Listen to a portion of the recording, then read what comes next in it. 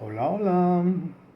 Amigos, les saludo hasta donde me vean. Me da gusto hacerlo y llevar a ustedes una más de las reflexiones que acostumbro. Para quienes no sepan quién soy el psicólogo Jorge García Jaime, psicoterapeuta. Y esta es una de las últimas aportaciones a mi libro que estoy escribiendo. El próximo mes sale Patología y anomalías de lo religioso. Patología y anomalías de lo religioso. Bien, lo que hoy quiero considerar con ustedes es respecto del matrimonio. Difícilmente uh, abordo asuntos de estos en mis videos, pero hoy quiero hablarles de este irónico matrimonio en donde hay un cruel marido de la sociedad que es el Estado. Y pretendo hacer un socio-psicoanálisis de la mente mexicana. Mucha tinta se ha vertido buscando desentrañar la mente del mexicano en diferentes situaciones y épocas, y en este tiempo de transformación dramática en México y en el planeta, en que se anuncia muchísimo desafío a la moral y la vida, es necesario en primera instancia conocer los antecedentes de una personalidad sojuzgada y distintiva del pueblo mexicano. Y varios estudiosos de la mente han estado escribiendo al respecto y observan como un común denominador de la misma mexicanidad, como habré de abordarlo medianamente. Y desfilan distinguidos nombres como Octavio Paz, Samuel Ramírez Moreno, José Vasconcelos, Samuel Ramos, Alan Reading, Jorge G. Castañeda, etc. Y sus disquisiciones son una radiografía de lo más profundo del mexicano. ¿Sí? Y parte de ello nos permite entender las razones de muchas de las conductas nuestras, pero específicamente respecto de los engaños a los que ha sido sometida nuestra sociedad. Pues vez tras vez los líderes y políticos engatusan y engañan a la mayoría. Destaca la descripción que Octavio Paz refiere en su ensayo, muy conocido por ustedes, El laberinto de la soledad, en el que refiere el sometimiento o al que se llevó a los pueblos nativos por parte de los españoles y que a partir de ese vasallaje asimiló que por más que haga o intente, no podrá desprenderse de un sometimiento al cual intrínsecamente asimiló que es mejor plegarse que morir. Así el mexicano, sin darse cuenta, desarrolló un umbral alto al dolor y al suplicio, que hoy se manifiesta en una indefensión aprendida. A momentos parece que pasa por alto diferentes momentos en que ha sufrido lo mismo a lo largo de la historia.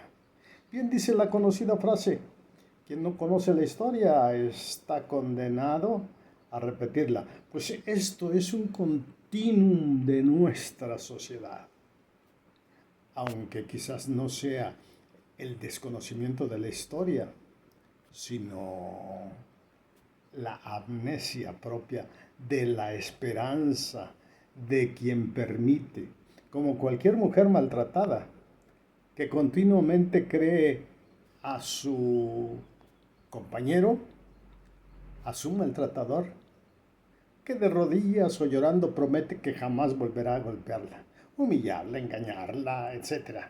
Pero, aunque bien pudiese tener buena intención y disposición, el hombre no tiene los elementos propios para oponer resistencia a esa su naturaleza violenta.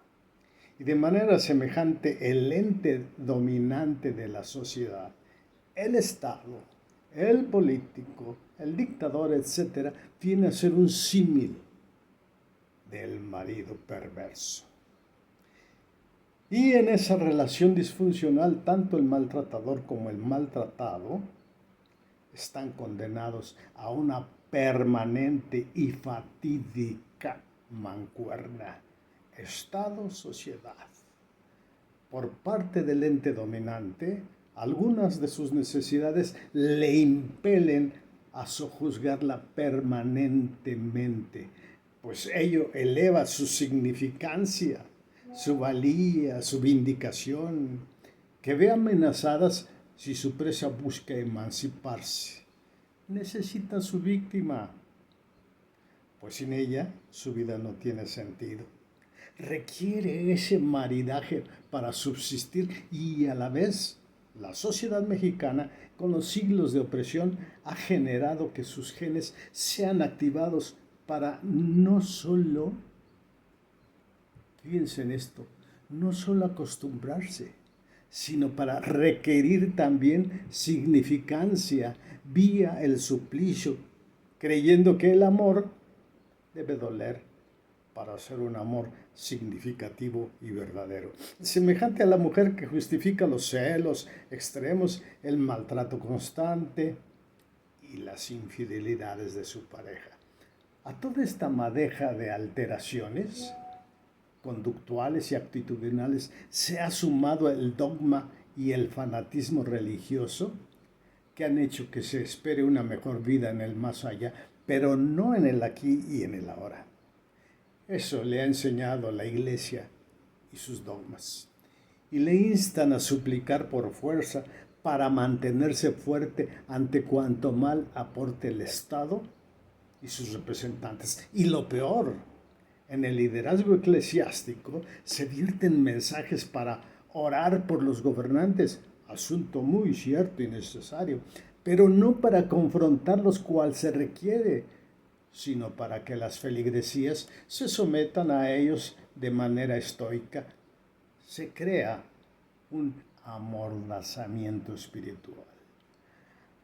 Alientan desde los púlpitos, señalando que los gobiernos son puestos por Dios, pasando por alto la expresión de Oseas, cuando dice, ellos establecieron reyes, pero no escogidos por mí, constituyeron príncipes, mas yo no lo supe. Es decir, el púlpito da legitimidad a todo gobernante, sea cual sea la forma en que haya llegado al poder.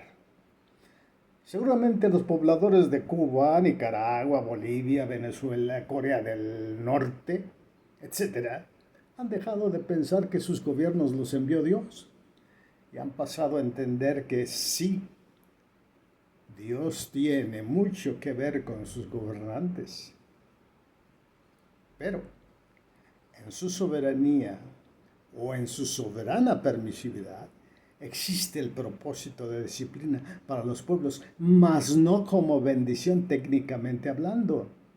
Y esa perspectiva y gran influencia eclesiástica indica que la sociedad debe someterse a los gobiernos porque eso honra y agrada a Dios, sin quitar la verdad de ello, pero es mucho más importante el cuestionamiento de ellos al violentar a la sociedad. Y esta relación entre el Estado y la sociedad se dice que hay que sobrellevarla porque es la voluntad de Dios, semejante a la acción de los ineptos consejeros con las mujeres, a quienes aconsejan orar por sus victimarios, porque algún día llegarán a los pies de Dios, ¿sí? Y serán transformados, legitimando así el suplicio de ellas y manteniendo el autoritarismo masculino en las familias cristianas. Aunque esa eventual transformación se ha llegado a convertir en muchas congregaciones en una regla poco probable. pero muy enarbolada por los dogmáticos y rigoristas del aguante y defensores de las penitencias evangélicas. Es decir, algunos maltratadores han llegado a ser transformados y la crédula expectativa de las mujeres les mueve a aceptar, aunque nunca estoicamente, el martirio con la continua esperanza de transmutación de sus horrorosos sapos en príncipes azules. Pero una excepción no tiene por qué ser una regla y debe hacerse a un lado ya para dar cauce a la prevención bíblica que indica no unirse en yugo desigual con los infieles y no hacerse esclavo de los hombres. Y esta es la misma dinámica que se establece entre el Estado, hombre maltratador, y la sociedad, mujer maltratada, amparada y fortalecida por la religión y el dogma que validan toda suerte de crímenes en su contra. Debo señalar que no busco soliviantar a nadie, tampoco descalificar y menos condenar, sino solo exponer y comprender tales contradicciones en nuestro haber, que llevan o que lleven a la reflexión y a una acción correspondiente con nuestro papel de ser sal y luz en este mundo. Las alteraciones que han creado y seguirán implementando los líderes en la Constitución y en el Código Civil atentan contra la vida, la familia natural y las libertades, ante lo cual el pensamiento mágico de la mayoría silenciosa espera que su paciencia sea coronada por una intervención sobrenatural de Dios. Fanatismo que lleva a justificar y apoyar cuanta acción pueda pesar en su contra.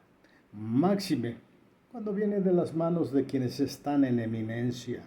Y lo peor es que suele no conocerlas, porque no se interesa en asuntos de ese tipo, asuntos de política, pues son una porquería.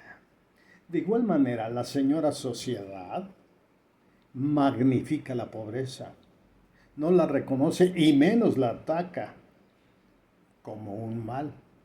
Ha aprendido a apapacharla porque Dios así lo dispone. Y en nuestro caso, como país, se le ha categorizado como virtud y se ha alentado a mantenerse en ella. Muchas desgracias e injusticias son matizadas, aludiendo a la voluntad permisiva de Dios.